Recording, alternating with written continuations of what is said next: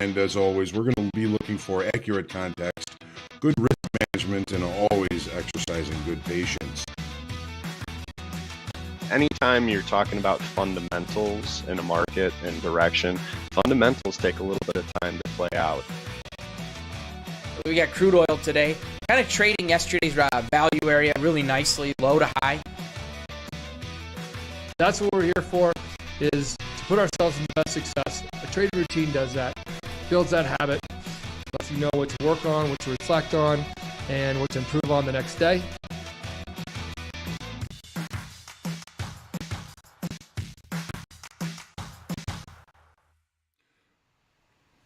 Good morning. Welcome to the Market Forecast, Monday, April the 25th. I'm John Hoagland. Thanks for trusting me with your time. We've got an interesting week, interesting opportunities, challenges, all kinds of things going on this week. It's going to be like I say, a challenging week, aren't they all? But as always, we're going to seek accurate context in these markets here at the Market Forecast, always thinking about risk management and attempting to remain patient, as difficult as that is. If you're already in the markets, hopefully things are going your way already. We've got a very busy week of earnings this week. Let's take a look. Not much today. Chicago Fed and National Activity Index already out. We're 9:30, the Dallas Fed Manufacturing Survey. Neither of them expected to be wildly impactful. Tomorrow, durable goods orders, Case-Shiller home price, FHFA home price, consumer confidence, new home sales, and Wednesday, international trade in goods, pending home sales, and EIA petroleum status report. GDP on Thursday, that's the preliminary GDP, not the final, but it's going to likely be impactful, as well as jobless claims on Thursday, nat gas on Thursday, Friday personal income and outlays, Chicago PMI, and Michigan sentiment. So lots coming out as far as data is concerned this week. We are in the teeth of earnings season, and this morning U.S. stocks are set to open the week lower as inflation and world insecurities continue. Volatility is up 5% overnight last night, nearing 30 as the appetite for risk falls. April is an inside month so far in the S&Ps. We're going to see that on the charts, and this may be very helpful and impactful for your trading this week, or even today if we approach certain levels. Crude prices tumbled on potential for more Chinese lockdowns and on lower potential demand. Earnings, big week this week. Long list. Apple and Amazon Thursday after the close. We also have Meta or Facebook, Microsoft, and Google this week. Today, a lean on bigger numbers, but we did have Coca-Cola come out beating expectations. Roche, kind of mixed. Activision, missing on both earnings and revenues. After the close, we have Ameriprise Financial and Whirlpool. Again, nothing that impactful today, but we do have a very busy week in earnings. As always, make sure you hit the lucky like button, share, comment, question, feedback, and subscribe to our YouTube channel. You get notifications when we do go live. It's going to be important for us today to... I get Lacey over here moosing me. No moosing. Today we have group coaching. There's the link to join. This week on Wednesday, there will be no recap, but we are hosting the Top Step Trading Hour. We're going to be myself and Dan, along with JJ, Mr. VWAP Trader, Michael Guest from Day Trade Safe, and Jason Love from Oil Trading Group. We're going to be here discussing trading for you on Wednesday. Again, here is the link to get in for that. You want to get in early because seats are running out quick. So the first link is for group coaching today. Second link is for Top Step Trading Hour on Wednesday at 3 p.m. Central. We'll look forward to seeing all of you there. What else? VIX up 5% this morning, 29.59. Dollar index up 101.51. And the yield on the 10 years off just a little bit here at 2.83%. Right. I'm going to say good morning to everyone. Dan Trader first in the room. You win the prize. Theo, good morning. George. Terry King, Brian, Frederico, good morning. Rick, love you. Tachyon, good to see you. 426, a nice tidy profit for the day already and already done. Go do something fun. Manuel Caesar, James Harris, Scott saw and he conquered. My brother Tom is with us too. I got my brother Daryl and my other brother Daryl. Tom, love you. Jerry is awake, chilling with Dylan. Vince, good morning. Brody, Bill, Jackalo, Glimmer Sandwich, Jules, Charles, Devant, Shaw. Jordy, good morning. James, Isaac, Devant. How do we interpret an almost 3% drop on higher volume and open interest, but with positive delta? High open interest with such a drop would be bearish. We finished with positive delta. Generally, when there's a divergence in delta that way, I view it as potential for longer-term traders. If you're seeing price and open interest, if you're seeing price moving lower on higher volume and higher open interest and positive delta, you may be running into a situation where you're finding shorter time frame traders trying to pick bottoms in a move that's moving in the opposite direction. Quite often, the delta is opposite the bigger time frame traders' activity. Good question, Devant. Thank God it's Monday. Yes, we get to do this again. Aren't we lucky? Expediter Dean, Marcelo, Kirill, Luis, Trading Research, good morning. Zerain, Ryan Opp. Well, I don't have all that much time, Ryan, to do all of that. We're just going to be focusing on the 6 main markets that we look at in the market forecast. I hope that it's going to be helpful for you, but I don't get into specific stocks or with the amount of research that I do for the forecast now, I would probably never get to sleep. But I do hope, Ryan, that it does help. Jay, Tim P., good morning, everybody. All right. So group coaching today, make Hogue money tomorrow. Group coaching Wednesday, no recap. We're going to have Top Step Trading Hour and then make Hogue money again on Thursday. So a busy week this week and lots of opportunities in these markets. On that note, let's dive into the S&Ps here. We're getting closer to the crude oil open. Very interested in watching that crude oil opening today. So let's go ahead and take a look at our charts this morning.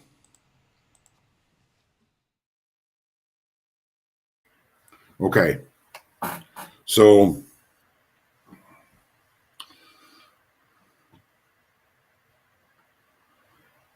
okay, Ryan, bye. Hope you have a great day. Jake, good to see you. Okay, here's the daily in the S&Ps. It was so far on the monthly, we have an inside day on the monthlies. So March's low was 41.29.50. March's high was up here, whatever this was, 46.31. So all of April, we've been inside March's range. These levels down here are going to become more important as we get closer and closer to them. We have not really seen lower lows here since we put in the low here in February. We've been seeing higher lows. We want to try and continue to see those if we're going to see opportunities return back to the upside. Now, anything can happen. Anything will happen. We all know this. When we take a look at the open interest, as Devant was talking about earlier, we had a 35,000 contract increase in open interest. Okay. That means that there's sellers coming into this market, and they are anticipating continuation to the downside. If they are outright traders, many of them are going to be hedging these against other products. So what we end up doing is we end up trading time frame versus time frame. If the longer time frame is adjusting inventory to get out of longs or get into shorts, they're going to end up getting other time frame, shorter time frame traders eventually too long, which could perpetuate the move to the downside. If something happens, something changes, and they need to readjust those inventories and these weekly kickoff levels, these black levels here, the low of that weekly kickoff level, 4170. We've also got the March low here, 4129. This is the 20% off the all-time high down here at 4086. So there's a lot of information down here, and it's going to be very important for us to be able to hold those levels if we're going to turn this market back to the upside. If we can't hold those levels, we've got plenty of space to the downside and plenty of uncertainties in the world and in the marketplace for us to take a look down there. So Thursday and Fridays, I'm calling them Dutch auctions because there was very little support. There was just almost a free fall to the downside, and that's how a Dutch auction starts. It starts high, and they lower price until somebody buys it, and that's the end of the auction. That's what I think the downside is so much faster in futures. So future of volume and open interest increasing on higher volume indicates risk off short bets, long liquidation, and new shorts coming into the market, which is healthy to the downside. Lots of lows and technical levels to focus on down below. All right. We don't want to come into the day with any kind of a bias. If we're thinking, we know that the market's going to go lower, we have to be able to take and trade what we see. Good morning, Sarah. Well, yeah, you just slept in. That's okay. It's good to see you, and prayers and love to you as well. So we did end up with a late spike on Friday. The late spike is when the market moves to a new level or a continuation of a new level and doesn't have time to show signs of acceptance through time. So the base of that late spike is 42.74 quarter, right up here, 42.74 quarter.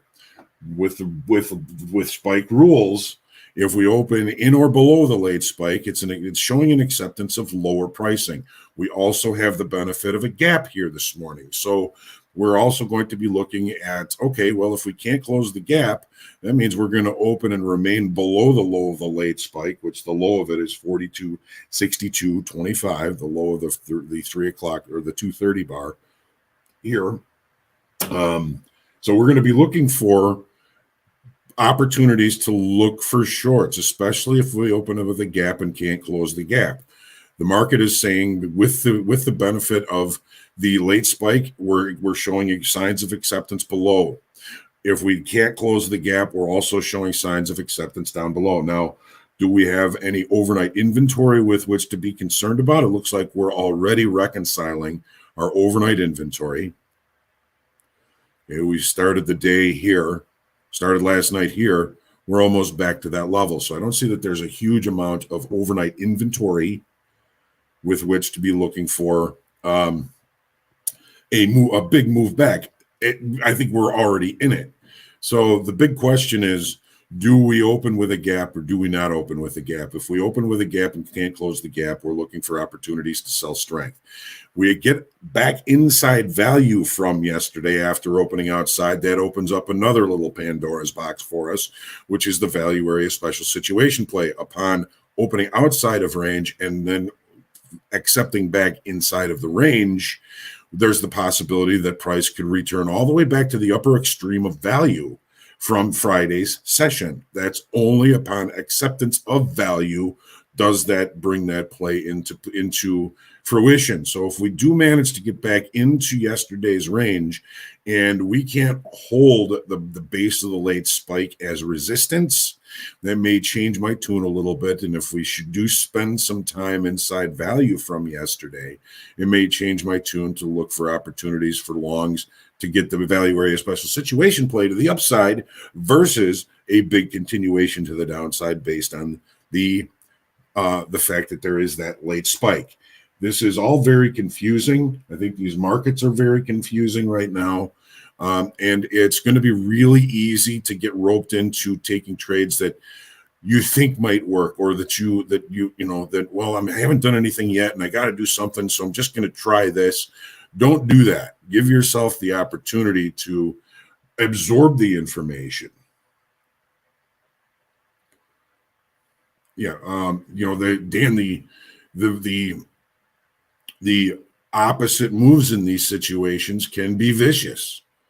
They can be very vicious.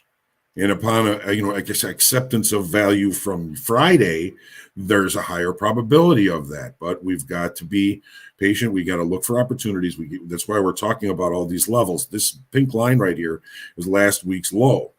We've got the spike base. We got the low of the range and the spike base to look for potential opportunities for an execution. But we have to be able to manage that risk. That's why we're looking for I would think, specific areas or zones with which to take opportunities, because they're going to let us limit our risk. That's the idea, is we really want to try and limit the risk. We can have 5 losing trades today and not get killed because we're going to be managing risk.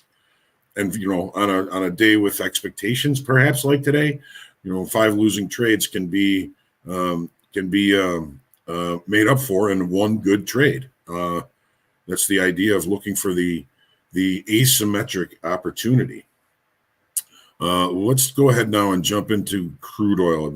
I could talk about the E-mini S&Ps all day long, but we've got other things that we're looking at here. Crude oil. Fundamental changes have yet to change the technical situation and structure of this market. We're still coiling. We're still in a pennant formation. We are largely kind of short time frame controlled. We did have 5,000 in open interest on Friday. Volume has been kind of falling off as we've been in here, which is somewhat likely to be expected. So an increase in volume and an increase in open interest and a falling in volume means we're getting closer to some sort of major change in the market state here in crude oil. We don't know when that's going to happen. My dream levels are at the extremes. Weekly kickoff high and low. Weekly kickoff low, 96.10. Weekly kickoff high, 106. Then we've got our trend lines down here that also kind of envelop the fact that we are somewhat range bound. Okay, we're in a pennant where the highs keep getting lower, the lows keep getting higher. A change is coming. But when? What's the opening range look like?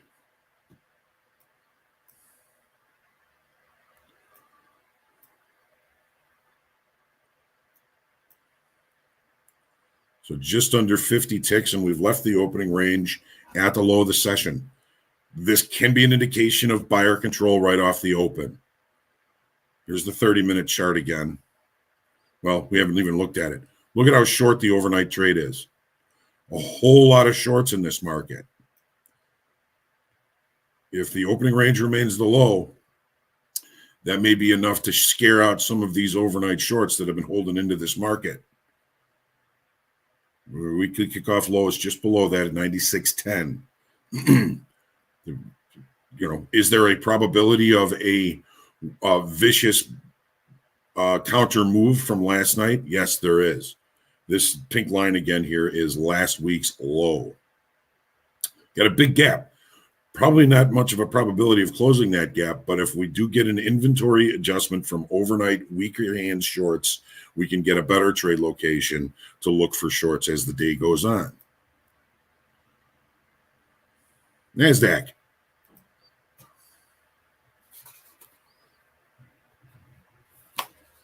All right. Yeah, I like that, Dan. Trade smaller, give up field goals, not touchdowns. Absolutely. All right, here comes the Nasdaq. So it's also inside March's range. Okay, here's the low from March. This market is a lot deeper than the S&Ps. We're still not at the 15% off the all-time high in the S&Ps. We're working with the 20% off the all-time high in the Nasdaq.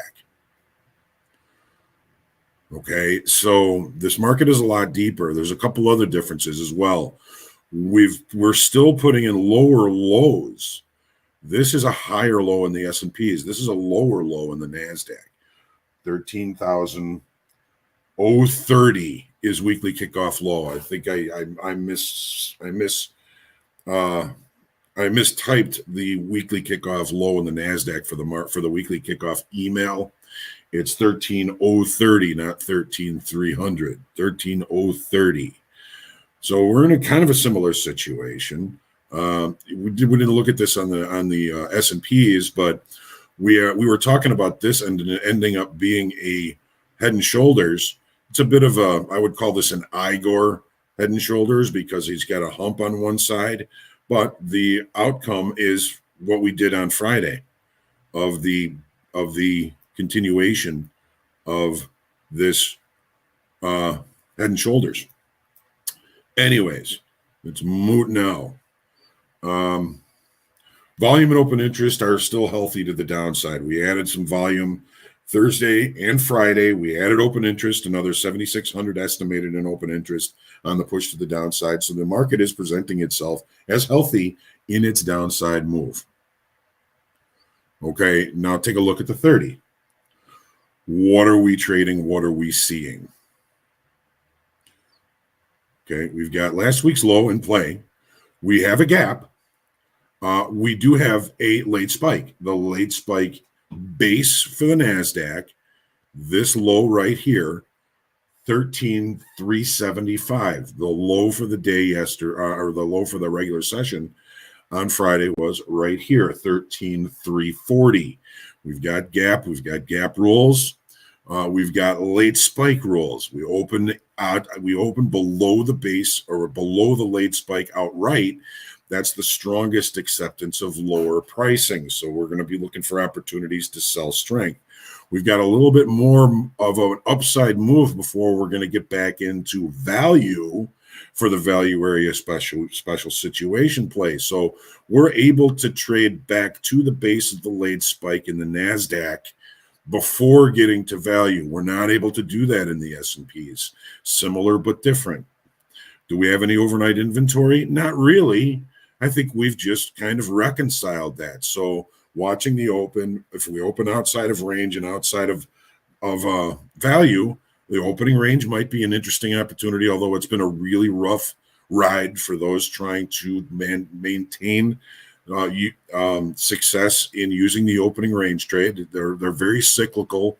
Times that it doesn't work for a period of time, everybody gives up on it, then all of a sudden it starts to play out again. So be patient. There's so much information coming from these markets. I find myself stumbling over my words trying to get them all out. And I think it's a very confusing period of time here as we get closer to a potential bigger move to the downside. A lot of folks speculating that is going to be the case.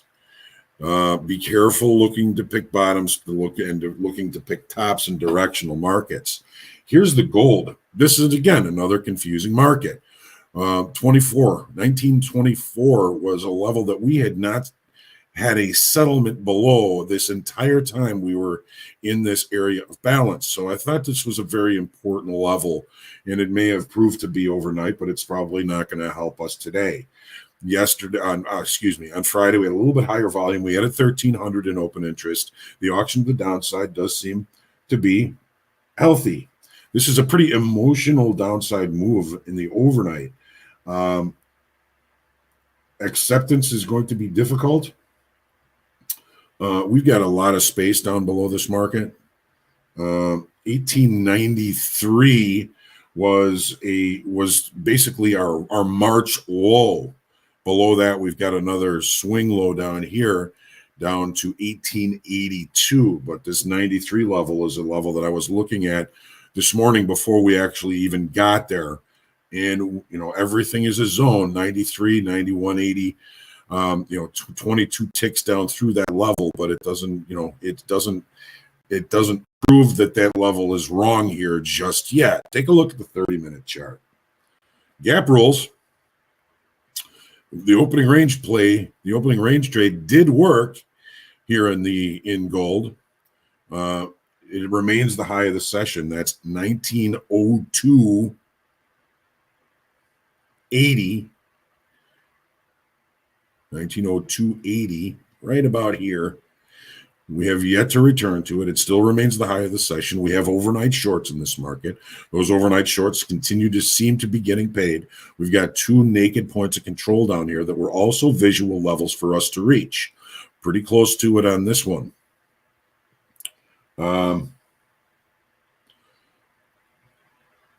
So my question is, are we going to be able to continue price moving lower to continue to feed the shorts from overnight? Or are we going to get a pushback towards 1924, which is my dream level for us today, but I don't know that that's necessarily going to happen. They have to take out the high of that opening range, I think, to scare enough short time frame, weaker hands shorts in this market to give us that opportunity. Euro. So finally, after 2 weeks, we have an opportunity to take out and accept below the weekly kickoff low, which has been there for 2 weeks, of 107.80.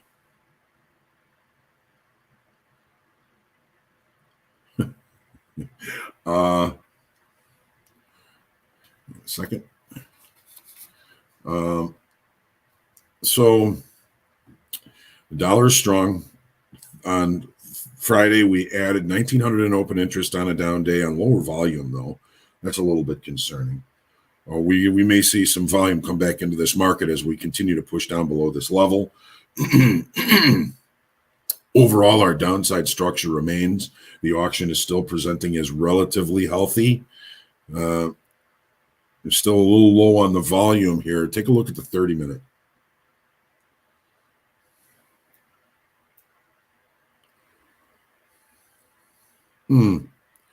What a sweet opportunity here right before the open. Here's the range from yesterday, Friday, I should say. I always say yesterday. 108.08 is settlement. We've pushed down below. We have overnight shorts. All those overnight shorts may have been what brought us right back to where weekly kickoff low, what once was support, has now become resistance. I was looking forward to an opportunity to see the price at that level in regular trading hours. Doesn't look like I'm going to get that opportunity, at least not currently.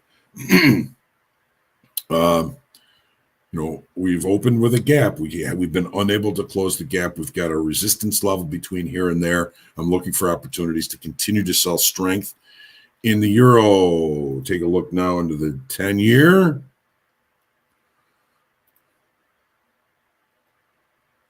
So we're getting a nice pullback. Risk off, fixed income on. One little downtick in rate scares the shorts. Scares the shorts out of their shorts. You have potential for a continuation of this move.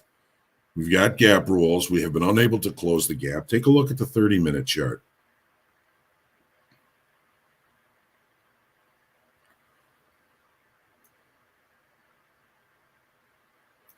So here's our gap to the upside. Looks like we've come and checked a naked point of control from back there. I'm going to take this and shorten it up. Now it's no longer necessarily a force gap. No gap close. We got a whole bunch of longs in this market, overnight shorts. Or overnight longs, shorter time frame, weaker hands traders. Volume was really pretty good last night. So the potential for this market to continue moving upwards is supported by that increase in volume.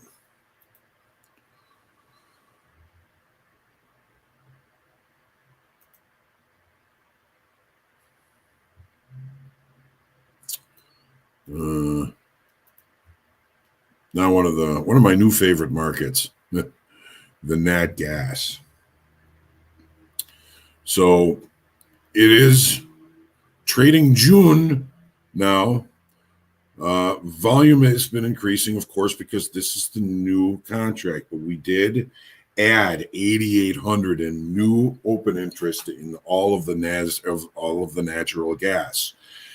That's a good sign for continuation to the downside. We're getting a little bit of a bounce here off of last week's low slash in the weekly kickoff low. Weekly kickoff low is 941 right here. And we're seeing a little bit of a pullback off of it. We still have a bearish engulfing pattern. We still have a island top, which is a pretty strong reversal pattern. I'm still thinking that this market is a market that I want to look for opportunities to sell strength in just by judging the health of the downside auction.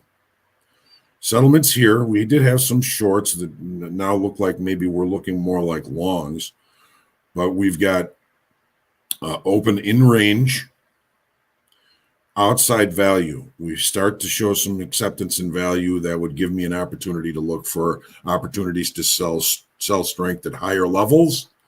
Right now, it looks as though value is being rejected in the regular trading hours. I'm going to try and stay patient because we are in range and we're very close to settlement, which means that there's been very little perception change in the value of nat gas. Yeah, Dan. Yeah, I'm sure it is a vicious market, that's for sure. I am not actively trading it, but I am enjoying watching it and seeing if I can find a decent opportunity. I'm being very cautious in and around it.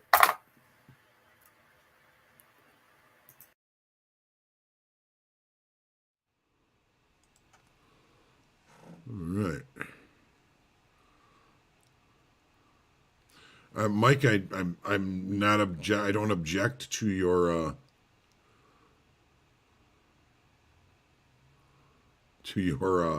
thought here. We should cancel gold and add some cannabis futures instead.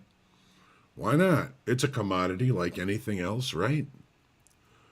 Percent change on CL was minus 5% this morning, which means funded traders shouldn't trade it. Correct. I don't want to keep you off of a good opportunity. I would contact the risk management, talk to Mick,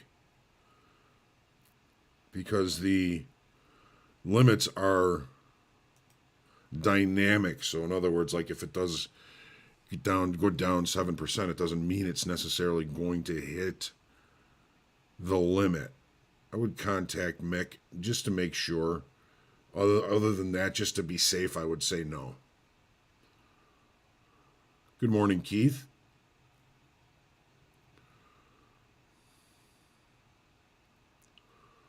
You would like to add Bitcoin futures. 5 losing trades. What?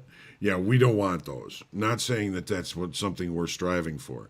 My suggestion is being a good risk manager gives you the opportunity to continue to trade after 5 losing trades, depending, of course, on your risk appetite, your size, all of that stuff. But my idea of 5 losing trades is keeping them very small, and my idea of a winning trade is going to be much greater than any of those losing trades. Not suggesting that's what we're looking for or what you're looking for. If I had my druthers, I wouldn't have any losses. Not possible. Okay, Marcelo. All right, yeah, let's take our deep breath, and I'll see you in the virtual trading pit here in a couple of minutes. Stay humble, grateful, and creative in your trading today. Continue to pray for peace, and we'll look for seeing your successes maybe at the end of the day today on the market recap. Join me then, 3 o'clock. Join me for group coaching at 1 p.m. And get signed up for trading hour, Top Step Trading Hour on Wednesday. Have a great day. Blessings to you all, and trade well. We'll see you later.